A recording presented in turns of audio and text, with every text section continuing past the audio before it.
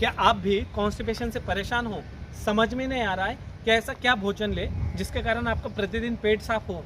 तो परेशान होने की आवश्यकता नहीं है। आज हम वही देखेंगे कि ऐसा क्या भोजन लेना चाहिए जिससे आपको कॉन्स्टिपेशन से निजात मिले। हरिओम नमस्ते।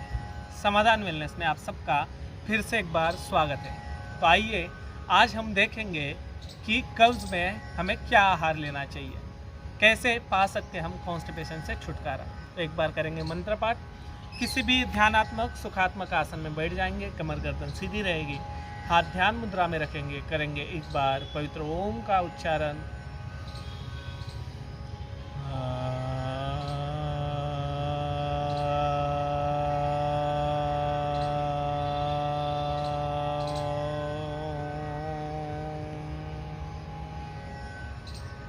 सांस भरकर दोनों हाथों को ऊपर उठाते हुए दोनों हाथों का घर्षण करेंगे। हाथों के ताप को अनुभव करते हुए दोनों हथेलियों को अपने आंखों के ऊपर रखेंगे। प्रसन्न भाव से, प्रसन्न चित्त से, प्रसन्न मन से अपने आंखों को खोल देंगे। तो कॉन्स्टिपेशन के बारे में हम बात कर रहे थे, कब्ज के बारे में बात कर रहे थे। तो सबसे मुख्यतः में ये ध्यान रखना है, हमें पूरे दिन में कम से कम 4 से 5 लीटर बॉडी में हमारे पानी जाना चाहिए, पानी का इंटेक होना चाहिए। वो क्यों होना चाहिए इसे समझना ज़रूरी है। जब हम भोजन ग्रहण करते हैं, डाइजेस्टिव सिस्टम में हमारे हर एक ऑर्गन का एक अपना अपना काम है। जैसे स्टमक का काम है, वहाँ पे एसिड सीक्रेट हुए और उसे अलग अलग भागों में विभाजित कर दिया, डिवाइड कर दिया। फिर स्मॉल इंटेस्टाइन में गया, लार्ज इंटेस्टाइन में गया। जब हमारा भोजन लार्ज इंटेस्टाइन में चला जाता है, वहाँ पे लार्ज इंटेस्टाइन का काम है वहाँ के पानी को, वहाँ के लिक्विड को एब्जॉर्ब कर लेना।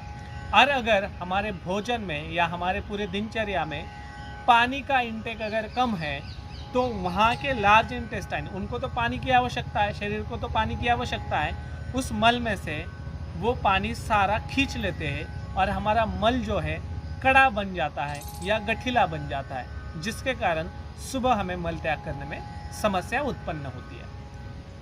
सबसे पहली ये चीज़ समझ लो। दूसरी ये चीज़ समझ लो कि जैसे हम कई लोग हैं जो भोजन करते समय बिल्कुल पानी नहीं लेते हैं, लिक्विड का इंटेक नहीं लेते हैं या रूखा सूखा भोजन करते हैं। पुराने ज़माने से हमारे जो बड़े लोग हैं वो कहते आए हैं कि पानी हमें भोजन करते समय नहीं लेना चाहिए, लेकिन ये आधा अधूरा ज्ञान जो है हमें नुकसान करता है। शास्त्रों में जिस प्रकार से ये बताया गया है कि भोजन करते समय पानी नहीं लेना है, उसी प्रकार से हमारा भोजन किस प्रकार का होना चाहिए ये भी शास्त्रों में वर्णन किया गया। हमें उस चीज़ का तो ज्ञान है नहीं और फिर हम पानी नहीं पीते हैं, रूखा सूखा भोजन ग्रहण करते हैं, वो भी हमारे शरीर को नुकसान देता है। जैसे शास्त्रों में श्लोक आता है, सुस्निग्ध मधुर आहारस्य, आपका आहार जो है वो स्निग्धता से भरपूर होना चाहिए। लेकिन हम अगर रूखा सूखा भोजन करते हैं तो भी हमें ये कॉन्स्टिपेशन की समस्या का सामना करना पड़ता है। तो ये ध्यान रखें, जब भी आप भोजन ग्रहण करें, अगर ज़्यादा रूखा सूखा भोजन है तो आधा ग्लास से लेकर आप 1 ग्लास तक भोजन के समय बीच में 1 आधा घूंट पानी का ग्रहण कर सकते हो। या हमारे पुराने ज़माने जिस प्रकार से हम दोपहर के भोजन में छाछ पीते थे, तो उस प्रकार से छाछ हमारे भोजन में हम ऐड कर सकते हैं।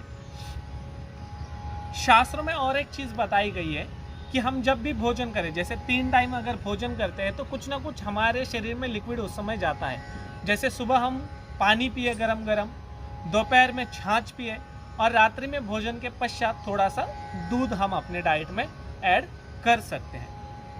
तीसरी चीज़ क्या करनी है, हम भोजन इतने जल्दी से खाते, इतना जल्दी उस भोजन को ग्रहण करते हैं, वो भी हमारे शरीर को नुकसान करता है।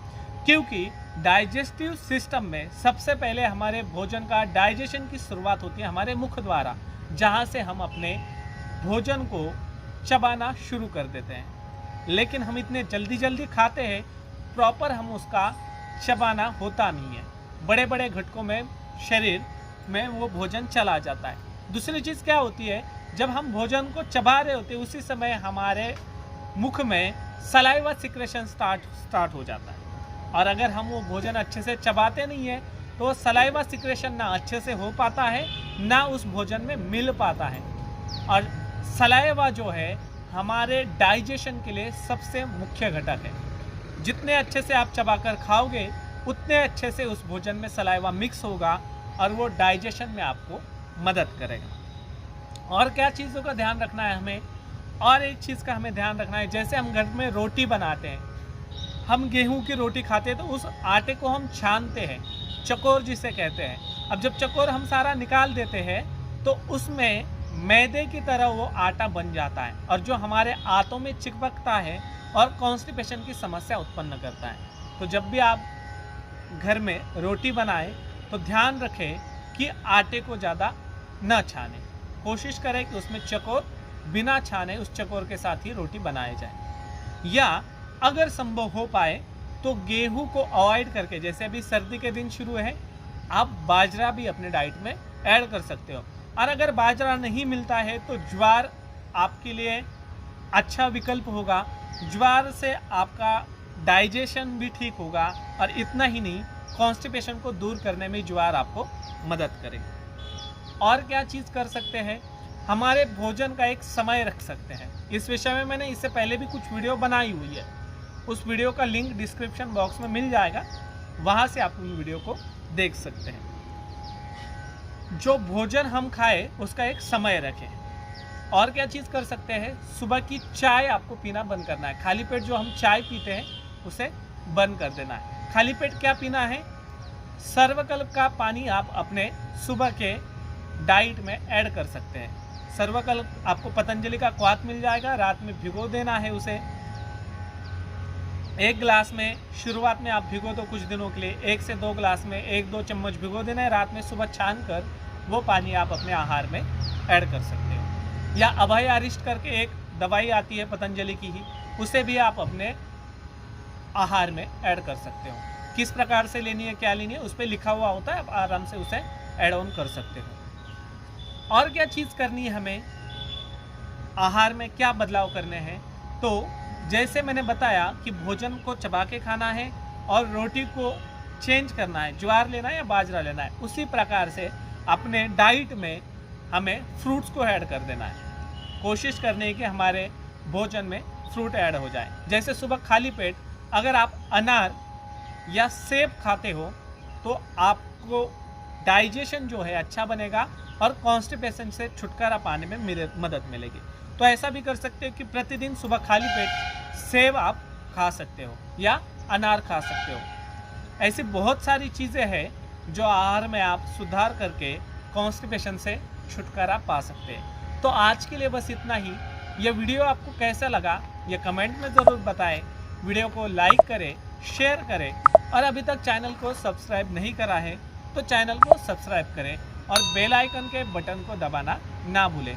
जल्दी हम नए वीडियो के साथ मिलेंगे जिसमें आपको बताया जाएगा कि कॉन्स्टिपेशन से छुटकारा पाने के लिए हम घर पे ऐसी क्या चिकित्सा लें जिसके कारण हमारा कॉन्स्टिपेशन से छुटकारा मिले।